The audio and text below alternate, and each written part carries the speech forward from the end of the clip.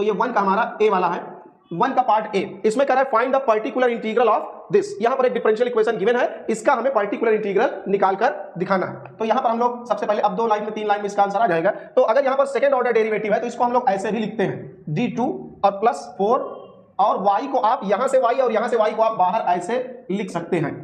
तो जनरली इसी टाइप का क्वेश्चन बुक में लिखा रहता है, चाहे ऐसे लिखा हो और चाहे इस तरह, बात एक ही है। यहाँ 2 बार डिफरेंशिएट किया गया है तो d2 है और यहाँ तो सिंपल y है, तो यहाँ से y को हमने बाहर कर दिया, तो ये बन गया d² + 4 = sin 2x। अब इसका आपको पर्टिकुलर इंटीग्रल निकाल कर बताना है। तो पर्टिकुलर इंटीग्रल को हम लोग शॉर्ट में pi लिखते हैं। जब भी पर्टिकुलर इंटीग्रल आपको निकालना है तो जो यहाँ पर d वाला फंक्शन है उसको आप अपॉन में लिखेंगे d² + 4। और पर्टिकुलर इंटीग्रल निकालने के लिए जो आपको इक्वल के उस साइड जो फंक्शन गिवन होता है rx, इसको जनरली rx नोटेशन दिया जाता है, तो इस फंक्शन को यहाँ पर आपको लिख लेना है। अब इसके लिए आप ध्यान रखिए, अगर यहां पर sin ax या cos ax है, a की जगह यहां पर 2 है, चाहे sin ax हो या cos ax हो, अगर ऐसा फंक्शन आपको दिखे तो सबसे पहले तुरंत आपको यहां पर क्या करना है, d² की जगह -a² लिख देना है। तो आप d² की जगह यहां -a² लिखिए। तो यहां पर भी एक समस्या होगी तो हम बताएंगे, d² की जगह लिखना है आपको -a², तो मतलब माइनस लगाइए और a² जो आपके लगेगा वो केवल नंबर के ऊपर लगेगा, बस ध्यान रखना है आपको ये। और यहां पर sin 2x, तो d² की जगह -a², आपको ध्यान रखना है माइनस बाहर है, इस माइनस का हम स्क्वायर नहीं कर रहे हैं, केवल यहाँ पर जो a है 2, a की जगह कौन है 2, केवल इस 2 का स्क्वायर आपको करना है, माइनस आपका बाहर रहेगा। तो यहाँ पर एक स्पेशल केस वाला ये आ गया है कि नीचे जो है आपका फंक्शन 0 हो जा रहा है। तो अगर यहाँ पर ये कैंसिल हो गया तो इसका मतलब क्या आ गया, नीचे 0।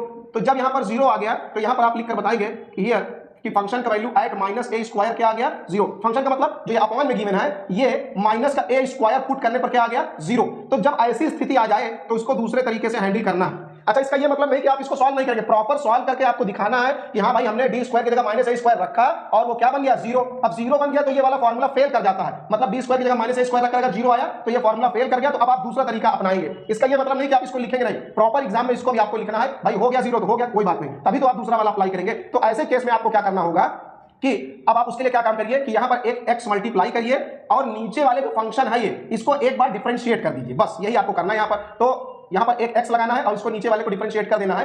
अगर ऐसा सिचुएशन आता है 0 होने वाला तब, तो d² की जगह डिफरेंशिएशन क्या हो जाएगा, 2d, और 4 कांस्टेंट है वो 0 हो जाएगा, और sin 2x।